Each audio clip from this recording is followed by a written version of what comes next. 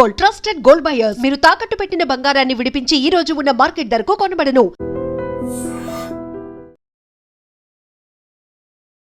YouTuber Vaishnavi హత్య కేసుకు సంబంధించి భర్త హరిబాబు ఆరోగ్యం క్షీణించింది.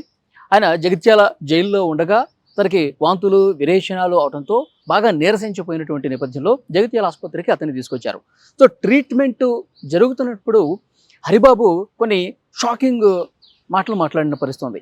ఏమంటాడంటే హరిబాబు తనకు ట్రీట్మెంట్ జరుగుతున్నప్పుడు నాకు అసలు ట్రీట్మెంట్ అవసరం లేదు, నాకెందుకు ట్రీట్మెంట్ చేస్తున్నారు, నాకు అసలు నిజంగా బతకాలని లేదు. వైద్యులతో కూడా చికిత్స అందించేటువంటి వైద్యులతో కూడా తనకి వైద్యానికి పూర్తిగా నిరాకరించినట్టుగా తెలుస్తోంది. నాకు అసలు వైద్యం వద్దు, నాకు చచ్చిపోవాలని ఉంది, నేను వైష్ణవిని చాలా దారుణంగా చంపేశాను, ఏదో క్షణికావేశంలో అసలు ఆ కోపంలో ఏం జరిగిందో నాకే అర్థం కాలేదు.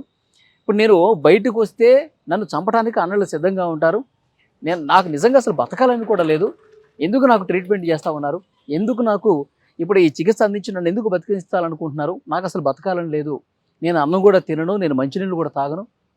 ఇతను సరిగా మంచినీళ్ళు కూడా తాగకపోవటం వల్ల డీహైడ్రేషన్కి గురయ్యాడు. మరోవైపు వాంతులు విరేచనాలు కూడా అయినటువంటి పరిస్థితి ఉంది. సో హాస్పిటల్కి తీసుకొచ్చిన తర్వాత ట్రీట్మెంట్ చేస్తున్నటువంటి వైద్యులతో, అక్కడ ఆసుపత్రికి తీసుకొచ్చినటువంటి పోలీసులతో ఇతను మాట్లాడుతున్నటువంటి పరిస్థితి. సో వైద్యానికి నిరాకరించారు. అయినా కానీ బలవంతంగా అతనికి సెలైన్లు ఎక్కించి, ఫ్లూయిడ్స్ ఎక్కించి, తర్వాత కొన్ని ట్యాబ్లెట్స్ కూడా ఇచ్చి పంపించినట్టుగా తెలుస్తుంది. ప్రస్తుతం ఎక్కడి నుంచి ఏ జైలు నుంచి వచ్చాడో ఆ జైలుకే అధికారులు అతను పంపించినటువంటి పరిస్థితి ఉంది. కానీ ఆ వైద్యం అందిస్తున్నటువంటి క్రమంలో ఆసుపత్రిలో నానా రభస, ఒక పెద్ద డ్రామా క్రియేట్ చేసినట్టుగా సమాచారం వస్తుంది. నాకు అసలు బతకాలని లేదు, నాకు అసలు ట్రీట్మెంట్ చేయొద్దు, నేను చచ్చిపోతాను, నాకు చావాలని ఉంది, నేను వైష్ణవిని చంపేశాను అని అతను చెబుతూ, నేను బయటకు వస్తే నన్ను ఎలాగో చంపేస్తారు కాబట్టి నేను ఇక్కడ జైల్లోనే చచ్చిపోతాను, నాకు అసలు బతకాలని లేదు అని చెప్పి అక్కడ ట్రీట్మెంట్ చేస్తున్నటువంటి డాక్టర్స్తో, పోలీసులతో ఆయన వాదనకి దిగి పూర్తిగా వైద్యానికి నిరాకరించినట్టుగా తెలుస్తుంది. కానీ బలవంతం మీద అతనికి కొద్దిగా ట్రీట్మెంట్ అందించి పంపించారు. నిజంగా నేను కూడా అక్కడ కోరుట్లకు వెళ్ళాను. కోరుట్లలో మాధవపురి గ్రామానికి వెళ్ళాను. అక్కడ వైష్ణవి సమాధి దగ్గర కుటుంబ సభ్యులు ఎంతగా బాధపడుతున్నారు, ఎంతగా రోధిస్తున్నారో చూస్తూ ఉన్నాం. ఎందుకంటే గత కొన్ని నెలలుగా వాళ్ళు యూట్యూబ్ వీడియోలు చేస్తూ ఉన్నారు, బ్రదర్స్ కూడా వీడియోలు చేస్తూ ఉన్నారు. అంటే పెళ్లి సందర్భంగా, పెళ్లి జరిగిన తర్వాత కూడా ఎలాంటి వీడియోలు చేశారు, వాళ్ళ ఫ్యామిలీ మధ్య ఎలాంటి గొడవలు ఉన్నాయి, ఇవన్నీ కూడా చాలా క్లియర్గా వీడియోల రూపంలో కనిపిస్తూ ఉన్నాయి. సో అతనికి వేరే అమ్మాయితో సంబంధం ఉందని చెప్పి కొంత వాదన వినిపిస్తోంది. అలాగే వాళ్ళ హరిబాబు తల్లి 20 లక్షల రూపాయలు తీసుకొస్తాను, ఎందుకంటే వేరే సంబంధం కూడా ఉంది, వేరే అమ్మాయి కూడా ఉంది, మా వాడికి ₹1 కోటి దగ్గర వస్తాయి అన్ని ఆస్తులు కలుపుకుంటాయి.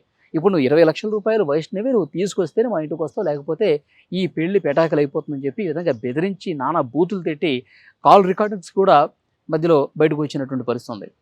ఇప్పుడు ఈ ఆసుపత్రిలో జరుగుతున్నటువంటి ఈ వ్యవహారం చూసిన తర్వాత అన్నలు దీని మీద కూడా రియాక్ట్ అయ్యారు. వాడి ఆరోగ్యం బాగానే ఉంది, వాడని నాటకాలు ఆడుతూ ఉన్నాడు, శిక్ష నుంచి తప్పించుకునేటువంటి ఒక ప్రయత్నంలో భాగంగా ఈ విధంగా మాట్లాడుతూ ఉన్నాడు. వాడిని అసలు నమ్మటానికి లేదు. వాడు ఎప్పుడైతే బయటకు వస్తాడో వాడి సంగతి చూస్తాం. చట్టం తన పని తాను చేసుకుపోతుంది, వాడికి ఏదో కోర్టు శిక్ష వేస్తుంది, జైల్లోనే ఉంటాడు, మళ్ళీ బెయిల్ వస్తుంది. ఇది మాకు అసలు అవసరం లేదు, వాడు బయటికి తీసుకురండి, మాకు అప్పగించండి, మేమే చంపేస్తామని చెప్పి అన్నలు, కుటుంబ సభ్యులు అందరూ కూడా పెద్ద ఎత్తున ఆందోళన చేస్తూ ఉన్నారు. మొన్న అంబేద్కర్ చౌరస్తా దగ్గర ఉగాది పండుగ రోజు కూడా అక్కడ చౌరస్తా దగ్గర ఆ రోజు నేను అక్కడికి రిపోర్టింగ్కి వెళ్ళినప్పుడు అక్కడ చాలామంది స్థానిక ప్రజలు కూడా ఈ కుటుంబానికి అండగా నిలబడి హరిబాబు లాంటి ఒక రాక్షసుడిని పోలీసులు అరెస్ట్ చేసి జైల్లో పెట్టారు, కానీ వాడికి ఆ శిక్ష కరెక్ట్ కాదు, జైల్లో పెట్టడం కరెక్ట్ కాదని చెప్పి ఆ గ్రామస్తులే కాదు చుట్టుపక్కల ఉన్న చాలామంది కూడా వైష్ణవి కుటుంబానికి అండగా నిలిచారు. కోరుట్ల మెయిన్ సెంటర్ అంబేద్కర్ చౌరస్తా దగ్గర దిగ్బంధనం చేసి వాహనాలను ఎక్కడికక్కడ ఆపేసి వైష్ణవికి న్యాయం చేయాలి, వైష్ణవి కుటుంబానికి న్యాయం చేయాలంటూ అక్కడ పెద్ద ఎత్తున ఆందోళన చేసినటువంటి కూడా పరిస్థితి కూడా ఉంది. ఆ సమయంలో నేను అక్కడే ఉన్నాను, వాళ్ళ అభిప్రాయాలు కూడా తీసుకున్నా. ఆ తర్వాత వైష్ణవి సమాధి దగ్గర అన్న ఏ విధంగా రోధించాడో మనకు తెలుసు. ఎందుకంటే చిన్నప్పటి నుంచి మొన్న పెళ్లి చేసి ఆ కార్యక్రమం చేసే వరకు కూడా వాళ్ళు ఎంత బాండింగ్ పెంచుకున్నారో. సొంత అన్న అయితే నిజంగా సమాధి మీద పడుకొని ఇక నా వైష్ణవి లేదు, నా చెల్లి నాకు లేదు, నా చెల్లి దూరం అయిందంటే అసలు నేను నమ్మలేకపోతున్నాను, చెల్లి నువ్వు అసలు మమ్మల్ని వదిలేసి ఎట్లా వెళ్ళిపోయావురా, ఆ దుర్మార్గుడు ఇంత దారుణం చేస్తాడని అసలు అనుకోలేదు, నేను మంచిగా చూసుకుంటాడు, నీ మీద ప్రేమ ఉందని చెప్పి మేము పెళ్లి చేస్తే ఇంకా పెళ్ళి సంవత్సరం కూడా కాకముందే 8 నెలలకే నీ కడుపులో 4 నెలల బిడ్డ ఉండగానే ఇంత దారుణంగా వాడు చంపేస్తాడని చెప్పి అసలు నిజంగా వాళ్ళు కన్నీళ్లు పెట్టుకుంటూ సమాధి మీద పడుకుని వాళ్ళు కనీసం అన్నపానీయాలు లేకుండా కనీసం వాటర్ కూడా తాగకుండా వాళ్ళు అంతా రోధిస్తూ ఉన్నారు. రోజులు గడుస్తున్న కొద్దీ ఇంకా వాళ్ళ బాధ ఎక్కువ అవుతుంది కానీ ఎక్కడ తగ్గినటువంటి పరిస్థితి. అంటే చెల్లెల మీద అన్నలు ఎంత ప్రేమ పెంచుకున్నారు, చెల్లెలు జీవితం బాగుండాలని చెప్పి ఎంత బలంగా కోరుకున్నారు. కానీ ఆల్ ఆఫ్ సడన్ ఒక్కసారిగా ఈ విధంగా కావడంతో నిజంగా వాళ్ళందరూ కూడా తల్లడిల్లిపోతున్నారు. తల్లి అయితే ఇక మాటల్లో చెప్పలేనటువంటి పరిస్థితి. ఎక్కడ పడితే అక్కడ రోడ్ల మీదకి వస్తూ ఉంది, ధర్నాలు చేస్తూ ఉంది, వాళ్ళు పోలీసులకి ప్రశ్నిస్తోంది, వాడిని మాకు అప్పగించండి అని చెప్పి కోరుతూ ఉంది. కానీ పోలీసులు అట్లా చేయరు కదా, చట్టం ఏదైతే చెప్తుందో దాన్నే ఫాలో అవుతారు పోలీసులు కూడా. ఇక ఆ కుటుంబం అయితే, ఆ కుటుంబమే కాదు, ఆ కుటుంబానికి సంబంధించి ఎవరైతే మిగతా బంధువులు ఉంటారో ఆ కాలనీలో వాళ్ళు కావచ్చు, అందరూ కూడా పెద్ద ఎత్తున ఆందోళన చేస్తూ ఉన్నారు. సో నిజంగా వైష్ణవి మాకు ఈ విధంగా దూరం అవుతుందని చెప్పి అసలు మేము ఊహించలేదు. ఎప్పుడు ఎంతో చలాకీగా యాక్టివ్గా కనిపిస్తుంది, చిన్న చిన్న వీడియోలు చేస్తూ ఉంటుంది. మా ఇంట్లో అమ్మాయిలాగా ప్రతి ఇంట్లో కూడా ఆమె కనిపిస్తూ ఉంటుంది. ఈరోజు ఆమె లేదు అంటే కనుక నిజంగా నమ్మలేకపోతున్నాం. ఆ దుర్మార్గుడు డబ్బుల కోసమే, వేరేదేమీ లేదు. హరిబాబు వాడి తల్లి డబ్బుల కోసమే ఇంత దారుణంగా చేశారని చెప్పి వాళ్ళందరూ కూడా మాట్లాడుతున్నటువంటి పరిస్థితి. వీడిప్పుడు ఆసుపత్రిలో పెద్ద ఒక హైడ్రామా క్రియేట్ చేశాడు. నేను తప్పు చేశాను, నేను చచ్చిపోతాను, లేదంటే వాళ్ళే నన్ను చంపేస్తారు కాబట్టి నాకు అసలు బతకాలని లేదు అని చెప్పి ఈయన ఆసుపత్రిలో చాలా చాలా ఇదిగా మాట్లాడుతూ ఉన్నాడు. కానీ వైద్యులు ఏదో బలవంతంగా ట్రీట్మెంట్ చేసి మళ్ళీ జైలుకి పంపించేటటువంటి పరిస్థితి. కానీ జైల్లో ఒక గంట కనిపెడుతూ ఉండాలి. మళ్ళీ వీడు జైల్లో మళ్ళీ ఏదైనా నాటకాలు కూడా చేస్తూ ఉండొచ్చు.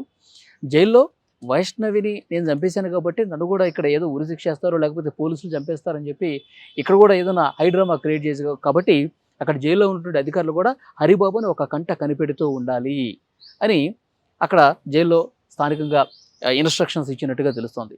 సో మొత్తానికైతే యూట్యూబర్ వైష్ణవి హత్య మొత్తం కోర్టులోనే కాదు తెలంగాణ వ్యాప్తంగా ఒక సంచలనంగా మారినటువంటి పరిస్థితి ఉంది. కట్నం కోసం భర్త, అత్త వీళ్ళందరూ కూడా ఇంత దుర్మార్గంగా గర్భవతిగా ఉన్నటువంటి వైష్ణవిని, ఒక యూట్యూబర్ వైష్ణవిని చాలా దుర్మార్గంగా చంపేస్తున్నటువంటి పరిస్థితి ఉంది. ప్రస్తుతం పోలీసులు అన్ని కోణాల్లో కూడా దర్యాప్తు చేస్తున్నారు. అందరినీ కూడా అరెస్ట్ చేశామని చెప్తున్నారు. హరిబాబు తల్లి, హరిబాబుకు సంబంధించిన ఈ కేసుతో ఇన్వాల్వ్మెంట్ ఉన్నటువంటి వాళ్ళందరినీ కూడా అరెస్ట్ చేసేసామని చెప్తున్నారు. కానీ వైష్ణవి కుటుంబ సభ్యులు మాత్రం వాళ్ళ అరెస్ట్ జరిగినప్పటికీ కూడా మాకు ఇంకా ప్రశాంతత లేదు, వాడు చస్తేనే, వాళ్ళ ఫ్యామిలీ చస్తేనే మాకు సంతోషం అని చెప్పి కుటుంబ సభ్యులు మాట్లాడుతున్నటువంటి పరిస్థితి ఉంది. సో డెఫినెట్గా చూడాలి. హరిబాబు ఆరోగ్యం ఇప్పుడిప్పుడే కొంత మెరుగుపడుతుంది. ఆయన ఆసుపత్రి నుంచి కూడా డిశ్చార్జ్ చేసి జైలుకు పంపించారు. సో నెక్స్ట్ ఏం జరగబోతుందో చూడాలి. వీలైనంత త్వరగా ఇతనికి శిక్ష పడాలని చెప్పి చాలామంది మహిళా సంఘాలు, ప్రజా సంఘాలు కూడా డిమాండ్ చేస్తున్నారు.